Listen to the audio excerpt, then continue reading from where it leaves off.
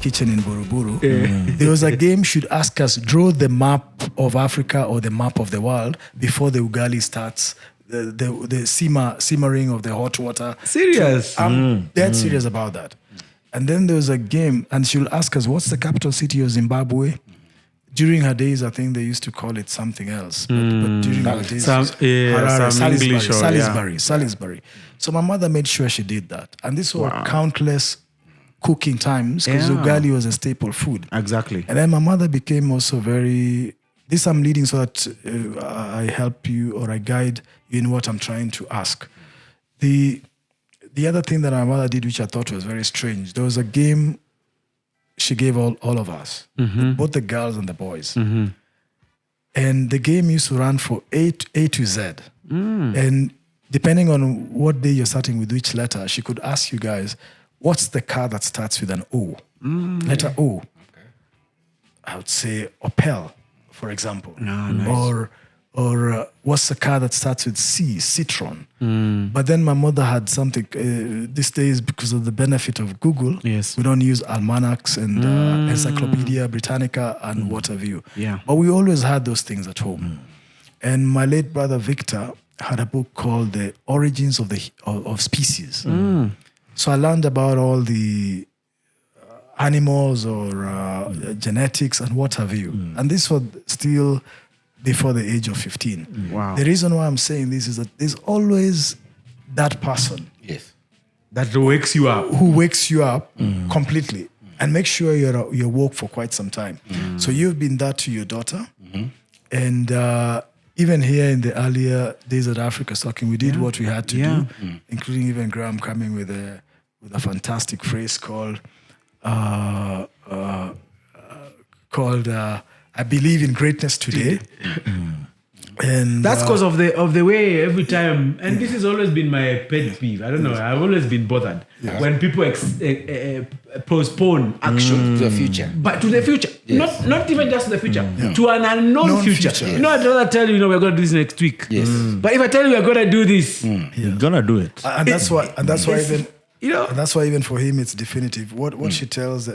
When he started with this statement, that the kids or the mentees are given a vision. And it's not just enough to say, I want to go to this school. It's important to say, I want to go to Harvard. I want to go in this year. Yes. And this is what I need to do. Smart. Or a good example, we are gonna industrialize Africa. Exactly. And we don't want to industrialize Africa eventually. Exactly. Eventually to industrialize. Just like eventually, South Africa got free. Eventually, right? Yeah, which but you want to say, I want to today. Exactly. Yeah. Smart when you go to sleep and you didn't make it, you continue tomorrow. Yeah, Smart goals that are time bound. Yeah. Exactly. So that becomes very important in reimagining a new Africa. And rather than just say... Sorry to be political, like Agenda 2063. Yes. Like, are you crazy? Yes. Like, how can Africa Union be targeting Agenda 2063 in a world where we are so digital? We have crypto. We can raise money. Yes.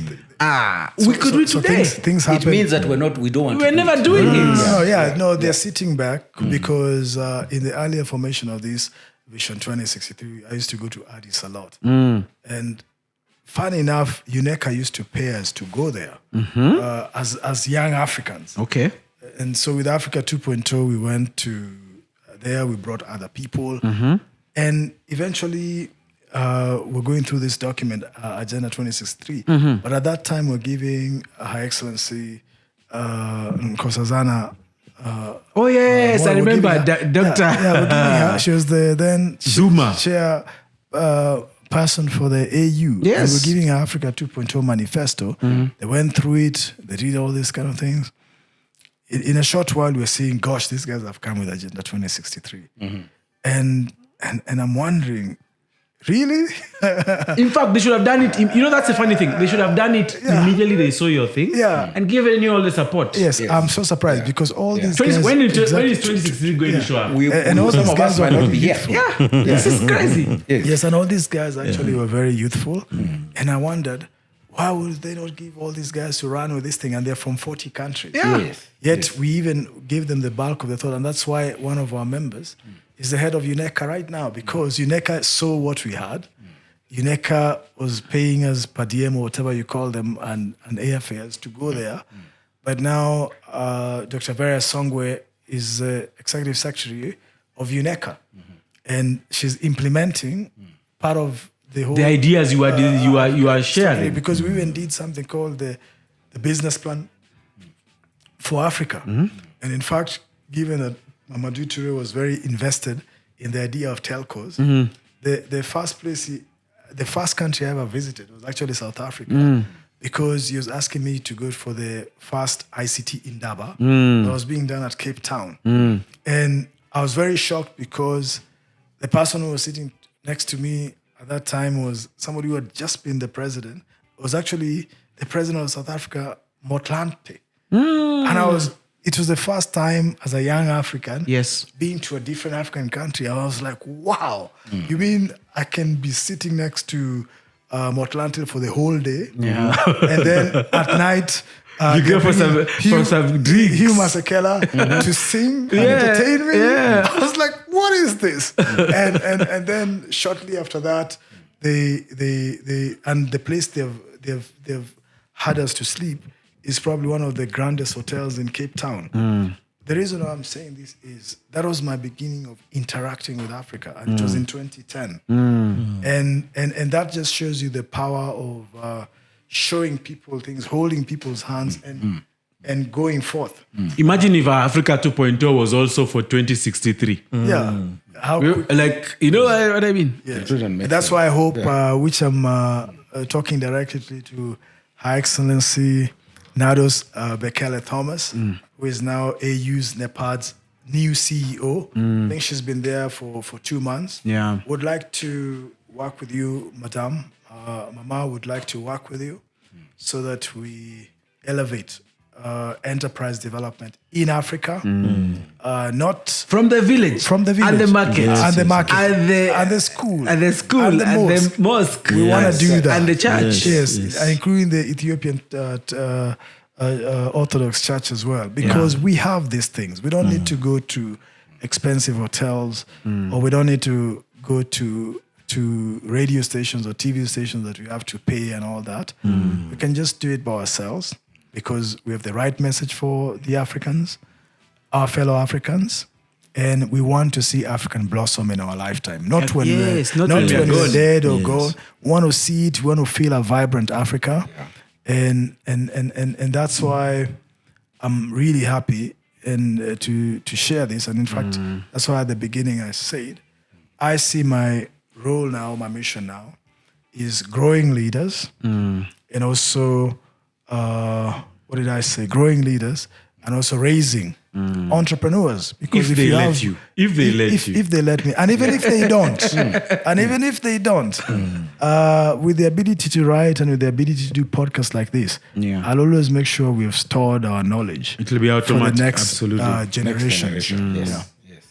Yeah, knowledge management is one of the things that we as Africans tend to be very poor at, and passing on that knowledge. You know, you get employed into a position, and at least this has been some of my bad experiences. You get into a position and you ask, so what do I need to do? You're being told, figure it out. Then you're asking, so what information is there for me to start figuring it out? Institutional knowledge, structures, framework. Yes, so you are left to just sort yourself out, and by the time you've struggled, you've wasted 2 months. You know, when you could have actually hit the ground running, there could have been somebody to actually hand over the baton. And that's why I like the way you're calling this as an exit interview. Because as I exit out, what value can I actually be able to challenge people on? What value can I bring to the table? And what value can somebody glean? So somebody listening to all of this hopefully should be able to take 1 or 2 key things that can be able to run with, and a few sub-themes.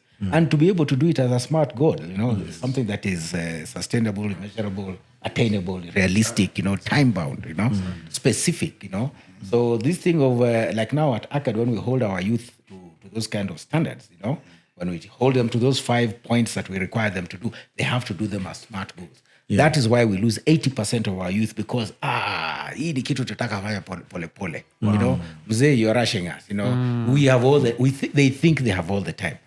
But one of the saddest things that happens is that there was a time when 90% of the calls we got were for people who immediately they have gotten through to me. They ask, "Give me a scholarship." Wow. Note, they have not introduced themselves. I don't know who they are. They've not told me their name. They've not told me anything. They're saying, give me a scholarship. Their thinking is that I have a drawer here. The moment you say, give me a scholarship, I open the drawer, I pull it out, I give it to you. Yeah, come at such and such a time, I shall give it to you. When I now explain that there's a process that you need to go through, there's a preparation, there's a mindset. Romans 12, 1 and 2. You need to be transformed by the renewal of your mind thinking, so that you can know what is the will of God, what is good, acceptable, and perfect. You tell them about that, and they don't want to do the hard work. Yeah. So 80% of those calls are a waste of my time. So I reached a point where now you call me and you start that kind of conversation, that call is going to last for 2 minutes. I'll give you 2 minutes. If you've not made your value in terms of your point, quite honestly, we have a website. You can go to it, www.akadeducationgroupafrica.com. For those who now want to go to the next level, and what Teddy was talking about, the mentorship now that's online, we now have a portal. Again, www.akadafrica.com, where now you go in, you will sign in, you will find a list of, we've put a sample of 12 things that include negotiation that now you have access to, but it's going to be at a cost. It's not going to be for free. Unfortunately, my fellow Kenyans, fellow Africans, we love free things. Actually, people who don't take free things seriously. They don't take them seriously. Unfortunately, when they pay, it's my time that now you're playing with. And as we were saying earlier on before this conversation, due to my advanced age, I have less time ahead of me than I have behind me. You guys who are young, you got a lot of time ahead of you. So my 1 hour is very different from your 1 hour. That's where now again we're going to Einstein's theory of relativity. So 1 hour for you is probably quote and unquote like a whole month. You can waste it. For me, 1 hour might probably be like 10 minutes. So I have to be very clever in how I'm going to use that 1 hour. So I don't want to waste it. So when people come to me and the first thing you're telling me is give me a scholarship, we're not communicating. So when people do not even know how to do basic communication, it breaks my heart. That's why we want to engage with young people at a younger age. That's ages 15 and even younger. So they can develop these life skills early and then be able to deploy them in a manner that is going to give them the kind of returns that they have. So when people see all those case studies of the young people we've worked with and how they've succeeded, the automatic African and Kenyan way is to think the way we think as religious people, that it is only favor. That is, I have favored Oliver. Oliver must be related to my uncle, and it is a nepotism, family, whatever it is. They don't understand. This guy here has worked. Oliver has been standing all this time, by the way. It's true. He has been going back and forth with that camera. He's actually working. He's not sitting back there texting somebody on his phone. He's actually working for it. They don't understand that for young people to be able to succeed as these ones have succeeded, it has taken work. And that work has to be done within a particular time slot and the rest. So like, for example, using our gap year group, not that I want to give too many details, but using our gap year group, for example, one of the girls who has an attitude of a culture of expectation. Hii ni haki yangu. Things have to be done this way, this way. We recently had a very serious falling out because this is the third time that things have not been done. And when I've held you accountable, you've kind of come feeling like, no, me, I can take my time. Well, guess what? I don't have that kind of time. I don't have that time. So we, on our part, are considered to be a bit rude. Yes. We are considered to be insensitive because we tell people like that, okay, do this. There are many other mentors within our group. Right now, your chemistry and mine is not working because I expect you to do things in a timely manner. And guess what? At my old age, I expect you to do it respectfully. So if you feel that you want to communicate to me in a disrespectful manner and you don't think that the timelines I'm putting are important, let me ask you to kindly feel free to use other mentors. So if you go to the other normal mentors in the rest of, I'm sorry to say, the country, not that I'm putting people down, people have no structure. They have no intentionality. They come there bragging about what they have done. They actually don't hold you accountable. And people like that will work for them because they'll tickle your ears, as we're saying. That's what the Bible says about the last days. People just want somebody to come and tickle their ears. Somebody like that will want to come and swashay because they look cute. And, somebody's going to really appreciate that they're looking cute, but they're adding no value to you. So we at ACAD, for example, and we borrow this from Africa 2.0, there's a table there that talks about what are the responsibilities of the mentee and what are the responsibilities of the mentor. And we hold each other accountable according to those requirements. So even I, who is speaking here, you can go down according to that list and ask, does this guy fit this 10-point criteria? Is he meeting them? If you're going to be kind, you'll probably say, okay, out of these 10 points, maybe he's scoring 80, 70%. But if you find I'm hitting 10%, boss, that's time to decide that this guy should not be in your life. But guess what? It also happens for the mentees. So I require you to show cause as to why I should invest my time in you, so that as Teddy was asking, how are we now going to decide which of these youth we're going to give an opportunity of coming to visit Dubai in terms of this educational tour? And one of the things we require is that when you've now come to Dubai and spent time with us, as well as other places, which again, thankfully, due to Teddy and Africa 2.0, we've gone to Nigeria, we've been together, Ethiopia, all these other places. I remember. Yeah, we expect these people to give back through their leadership. They should be going back and trying to inspire others to also want to succeed. Yeah. And that's why we are asking, for example, for Mohi in particular, I want us to specifically be able to have at most, 4 boys, 4 girls, because the reason is that maybe 2-3 of them, it will get into their heads that they're so important, as happened with our Western Kenya kids who we had to throw away, as well as our kids from the coast who used to think, bwana weche yako na pesa mingi sana. Twende tukule mali yake.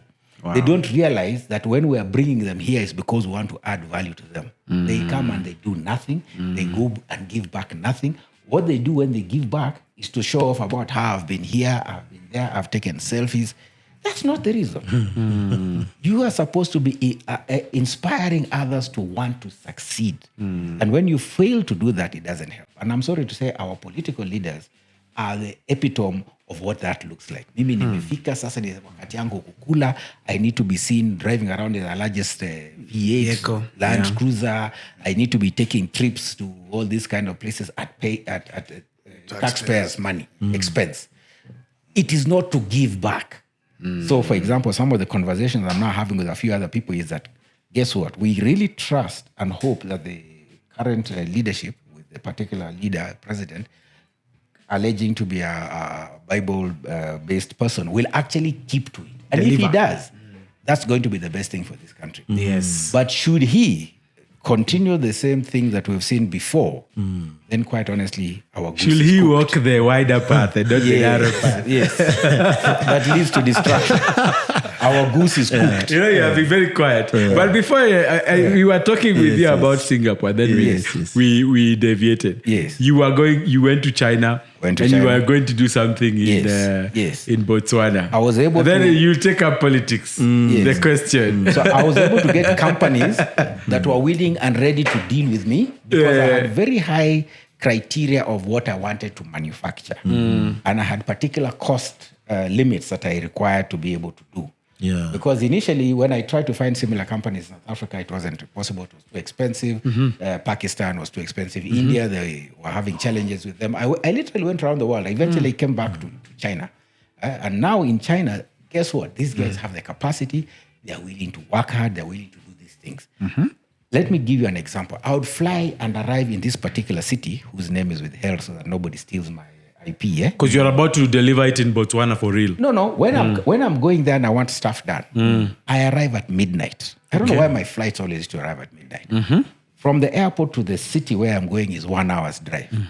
When I arrive at 1 a.m., guess what happens? I go straight to the factories. Wow. My partners learned me. I'm not interested in sleeping, having breakfast, taking it easy, then going to the factory the next day at 10. I want to see what is happening. So at 1 a.m., as we get into the city, I'm taken to the factories. I hang around, I watch, I see whatever is happening. At 1:32 is when I can now go to my hotel. Then I can sleep. I can wake up and have a big breakfast, whatever. Then go back now to the factories again to make sure that the things that I want manufactured under particular specifications have actually been done, that China has the capacity. And when I would ask and say, I want 100,000 of item X, that item X, even South Africa cannot produce 5,000. China can produce 100,000. And if I say I want 100,000 within 2 weeks, guess what?